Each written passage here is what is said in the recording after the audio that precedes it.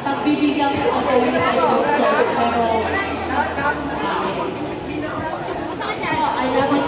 ay sila po. Sa nakabenta po ng bagong coupon ay 2,445.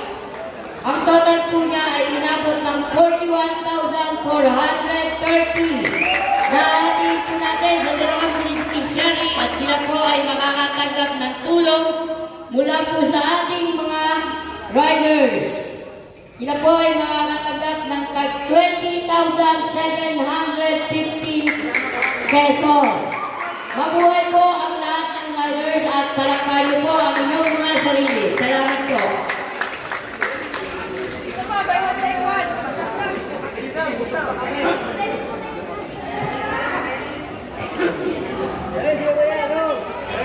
Ayan, grabe mga kababayan, no? So nasa almost 40,000 ang almost 40,000 ang nalikom through GCash at dito sa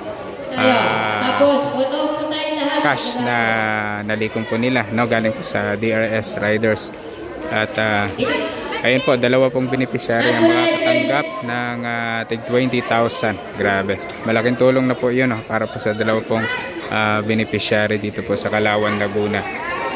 Ayan, kaya sa mga gusto pong tumulong, no, sa DRS, maganda po ang kanilang hangarin mga kababayan, na tulong po sila sa iba't ibang lugar. Ayan, meron po silang charity at pakipollow na rin ang kanilang Facebook page. Ayan, DRS. Lahat ng SN na po kayo dito. Ayos lang magnitik. Okay. Nandito tayo ngayon sa Kalawan mga kababayan, no, sa charity po ng DRS. Ayan, Duterte Riders Supporters mga kababayan, dito po sa Barangay Kaunlaran, dito po sa Kalawan, Laguna. Ayan, nasa 100 riders po ang andito ngayon para magbigay tulong sa dalawang beneficiary po. Bibigay po sila tulong pinansyal doon sa dalawang beneficiary po dahil may ooperahan daw po, no? So yun yung magandang hangarin ng DRS. Ayan, support po natin DRS mga kababayan sa kanilang page, follow po natin sila.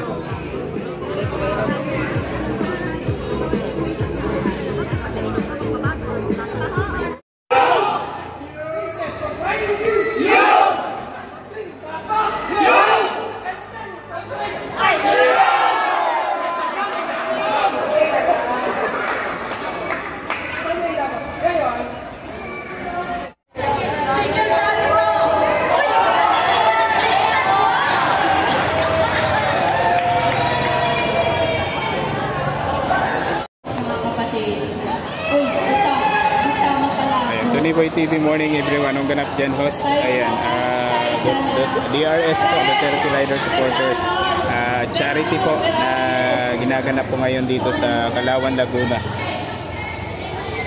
Sir Tony Boy TV. Ayan, may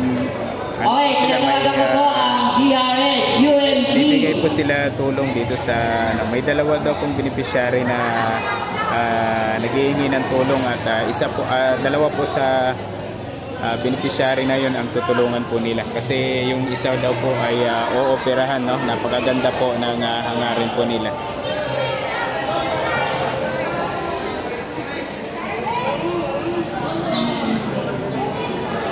Ayan, sige po, share nyo po ang ating live mga kababayan.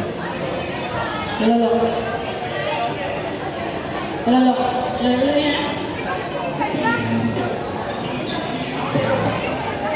Good morning po, Sir Tony. Ay, Solid Duterte mula kay Ma'am Sir Nerio Kumayaw. Ayan po.